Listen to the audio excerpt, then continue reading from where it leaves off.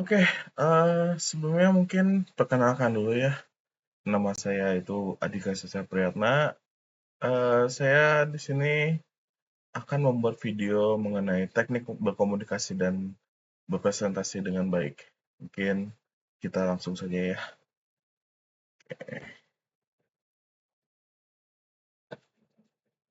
Oke, mungkin sebelumnya izinkan saya menggunakan PowerPoint atau presentasi sederhana ya mengenai teknik berkomunikasi yang baik. Oke, kita mulai saja.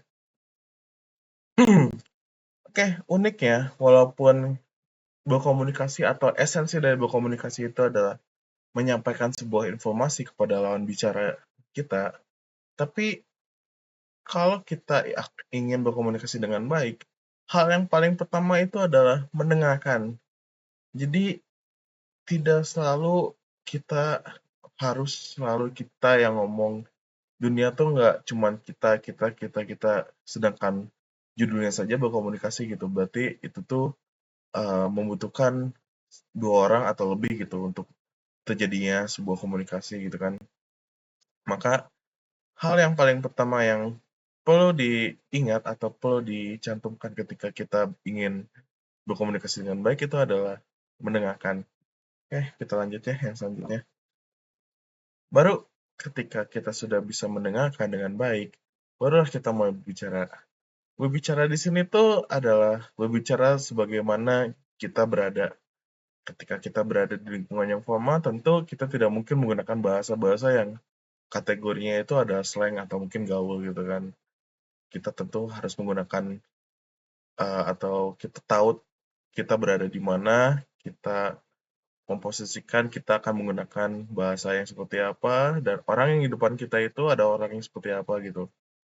Kadang ada kalanya walaupun di sebuah tempat yang memiliki etika atau budaya yang kuat mengenai yang muda harus berbicara dengan yang tua, tapi ketika lawan bicara kita yang tanda kutip lebih tua mengizinkan kita untuk berbicara dengan lebih santai atau mungkin dengan bahasa-bahasa yang tanda kutipnya gaul gitu, itu sah-sah aja gitu. Tapi kalau kita berbicara dengan orang yang baru dikenal, lebih tua, lebih dihormati, memiliki status sosial mungkin lebih tinggi, jabatannya lebih tinggi, akan lebih baik ketika kita menggunakan bahasa yang lebih baik, ya, lebih sopan atau formal gitu.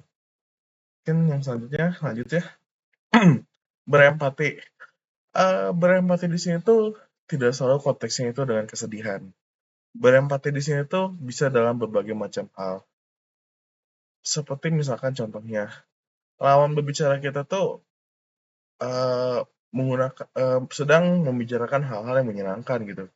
Dan kita bisa melakukan suatu hal yang kita sebut apresiasi dengan cara berempati gitu. Dengan ketika dia menceritakan hal-hal yang menarik, tentu kita bisa berempati dengan cara ikut terbawa suasana, dengan ikut merasakan apa yang dirasakan pembicaranya atau lawan bicara kita lebih tepatnya mungkin apa yang sedang dia rasakan pada saat itu gitu. Ketika dia sedang membicarakan hal-hal yang menarik, hal-hal yang menyedihkan, hal-hal yang menyeramkan atau apapun itu, kita dapat berempati dengan ikut ke dalam emosi si lawan bicara kita.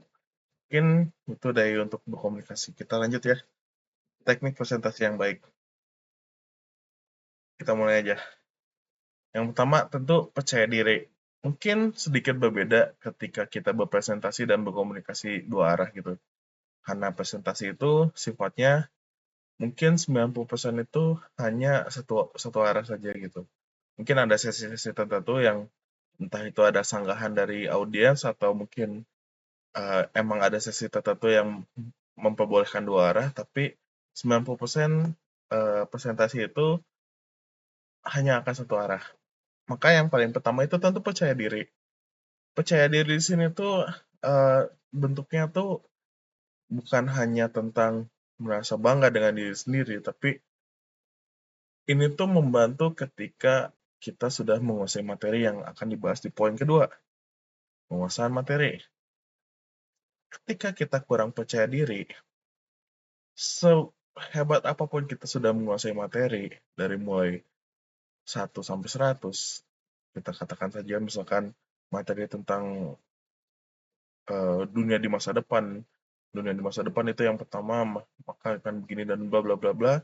Tapi ketika kita kurang percaya diri dan kita merasa tertekan dengan aura yang audiens, maka penguasaan materi di sini akan terasa tidak berguna gitu. Jadi kayak akan lupa dengan sendirinya gitu. Nah, di poin kedua tentu penguasaan materi. Tentu ketika kita sudah percaya diri, kita tuh juga harus dibekali dengan penguasaan materi yang baik.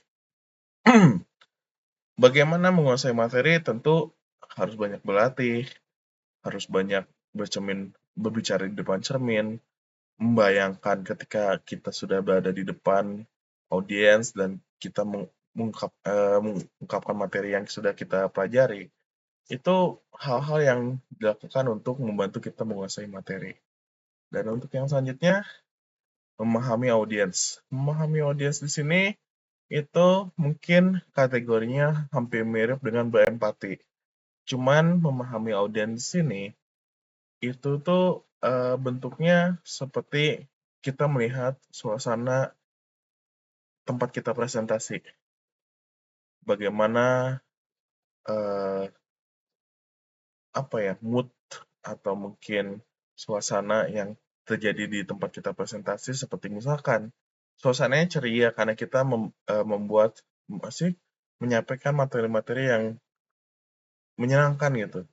Tentu kita tidak mungkin ketika suasananya sedang baik seperti itu, kita membuat penegasan tentang beberapa poin yang seakan-akan akan membuat audiens itu dipaksa untuk fokus pada si pembicara gitu. Karena audiens itu sudah fokus dengan pembicara, jadi tidak perlu lagi dibuat lebih fokus lagi. Beda halnya mungkin dengan bila audiens merasa tidak tertarik dengan materi yang kita bicarakan, mungkin bisa diselingi dengan beberapa gimmick. Mungkin gimmick-gimmick yang membuat suasana lebih cair, membuat suasana lebih fokus, dan hal-hal yang lainnya. Atau mungkin ketika audiens itu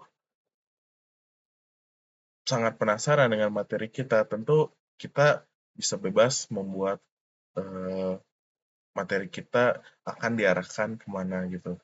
Seperti misalkan arahnya itu adalah menjadi lebih dalam, lebih detail, atau misalkan kalau sebaliknya audiens tidak terlalu fokus, kita bisa materinya itu kita buat menjadi lebih ringan gitu kan penyampaiannya, menggunakan bahasa-bahasa yang lebih non formal. Mungkin seperti itu kali ya.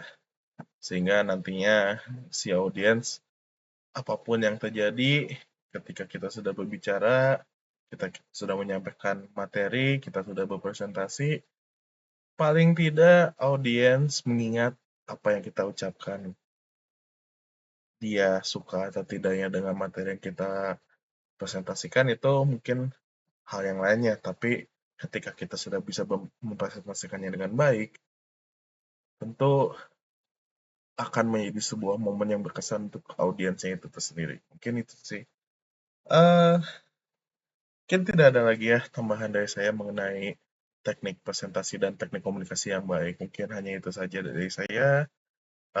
Di sini nama saya Adika Citra Priyatna dengan NPM 411 221 000 18, izin pamit. Selamat malam.